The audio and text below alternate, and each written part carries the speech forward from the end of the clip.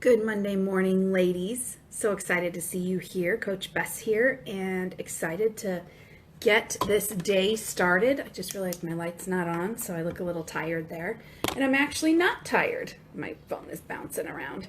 Got my coffee going here in my Believe cup.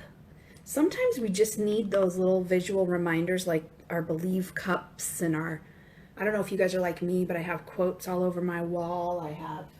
She turned her can'ts into cans and her dreams into plans. And I've got be kind and be brave and bravery will lead you. And just all these just little amazing quotes around here. Believe there is good in the world and live your dream and do what you love. Even my shirt, love what you do what you love.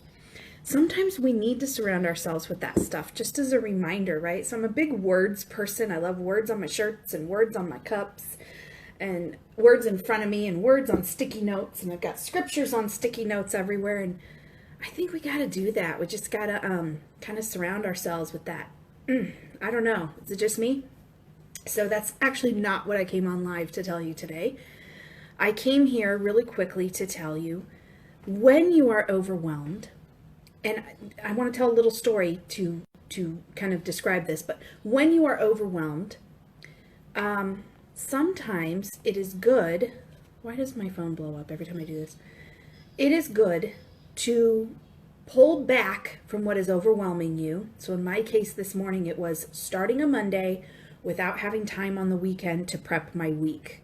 I am a big prepper planner, so this weekend was crazy with husband's birthday, neighbor daughter's birthday. She's like a little niece to us. We're Thea and Theo because that's how close we are with our neighbor family. And it was her birthday. They have the same birthday.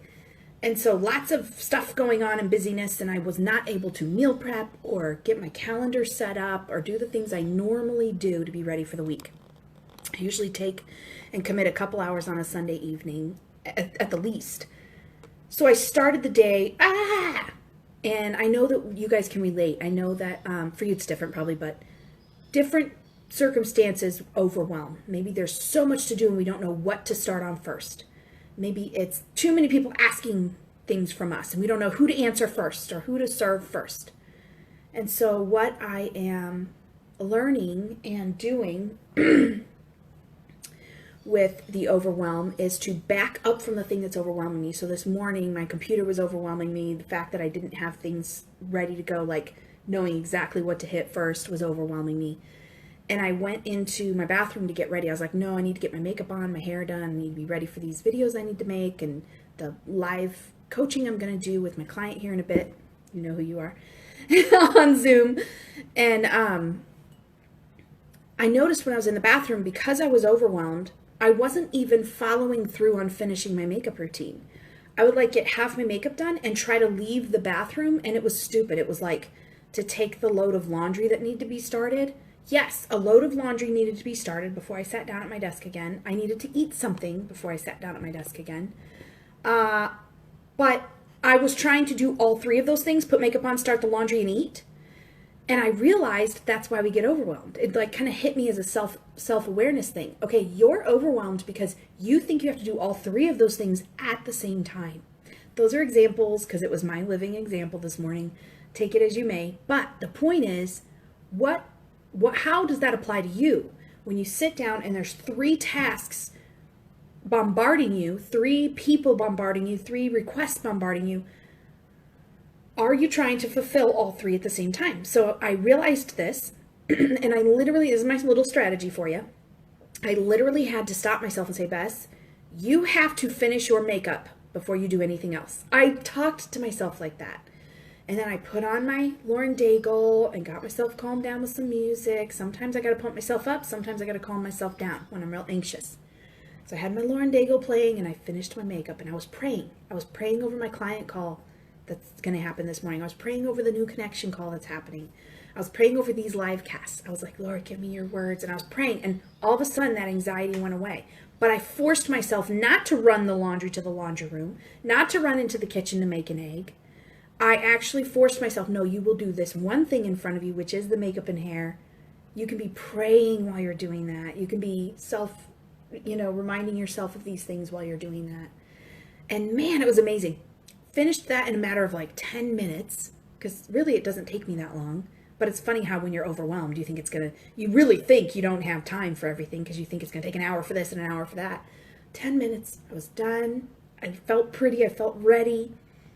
Ran and got the laundry. Not ran, but went and got the laundry, took it in, started the load. And then I was like, wow, I just felt so good. And those of you who struggle with chronic illness, you know what I mean, because these things have become a very big deal now. But I think even without chronic illness, those of us that are healthy, back when I was healthy, I had a tendency to do this, to try to do 3 things at once, and then nothing got done, and nothing got done well. And that's my point here. I pulled back. I said, you will finish this thing first. Then I took the laundry. You will finish that next. Meanwhile, I'm like feeding my spirit, and I'm praying, and that was really the only chance I was going to have to pray at that time.